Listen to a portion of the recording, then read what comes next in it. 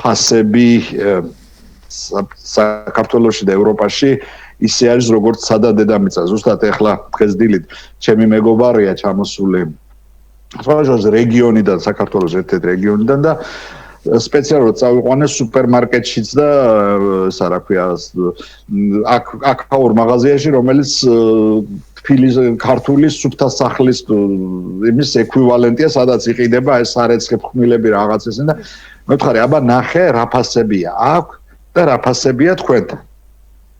რა ხელფასებია აქ და რა ხელფასებია თქვენთან. ის რასაც იყიდი დაუშვათ 15 ევროთ, იმას ვერანაირად ვერ იყიდი საქართველოში 15 ლარად.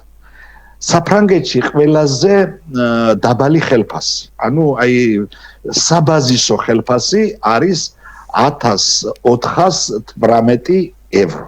ანუ 1418 евро რო აქვს ადამიანს ხელფასი, ის ითვლება ყველაზე საბაზისო, რა ქვია, ხელფასად, ხო? იმაზე დაბალი ხელფასი, ამაზე დაბალს ვერ დაუნიშნავ შენ ადამიანს ხელფასს. ხელფასი აი 1500 ლარი ფაქტიურად საქართველოში აქვს ძალიან ცოტა.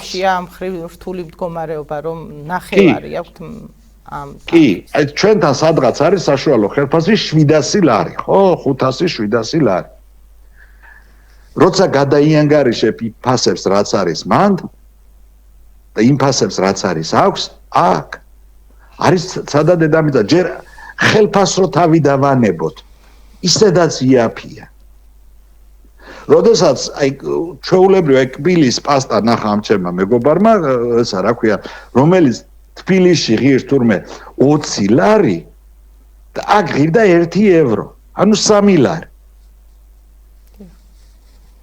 აი ყველი კამამბერი ნახა თბილისში 19 ლარი ღირს და აქ ღირდა 1 евро და 23. ხო, აი ასეთი ფასებია. მე ყველაზე საინტერესო, აი შევიყვანე და სპეციალურად ვანახე. მე ვთქვი, აი ამ პროდუქტს ხედავ, ამას ხედავ, ხორცს ხედავ. ეს ყველაფერი ამ მაღაზიას შემოტანილი აქვს ადგილობრივი ფერმერებისგან. ადგილობრივი გლეხისგან აქვს შესყიდული. იმიტომ რომ საფრანგეთში და ევროპაში არსებობს ზუსტად ის ევროკავშირის დირექტივა, რომელიც დიაბოლიზაციაც მიდის ჩვენთან. ევროკავშირის დირექტივა მცირე და საშუალო ბიზნესის ხელის შეწყობის და ადგილობრივი ფერმერების ხელის შეწყობის შესახებ.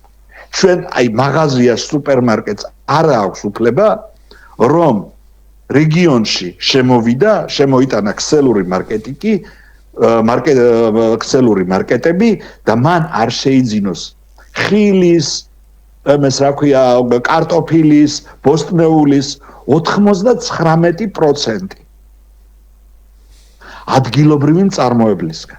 გორელებს უთხრათ, რომ ბატონო ძვირფასო გორელებო, თქვენთან რომ შემოვიდა კარფური, წესით და კანონით, თქვენიდან უნდა ყიდულობდეს კიტს, ვაშლს, ციცაკას, კომბოსტოს, საქონლის ხორცს.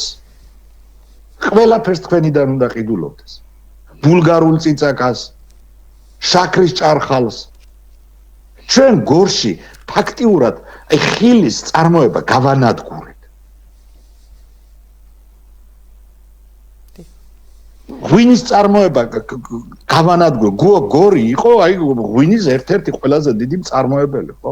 რამდენი საკონსერვო ქარხანა იყო? აი უდიდესი საკონსერვო ქარხანა იყო გორში, ხო? იმის მეოთხედი აღარ არსებობს. ამაშია საქმე. და მერე გამოდიან და გეუბნებიან, რომ თურმე ევროპაში ცხოვრობენ ცუდად. არ ცხოვრობენ ბატონო ცუდად.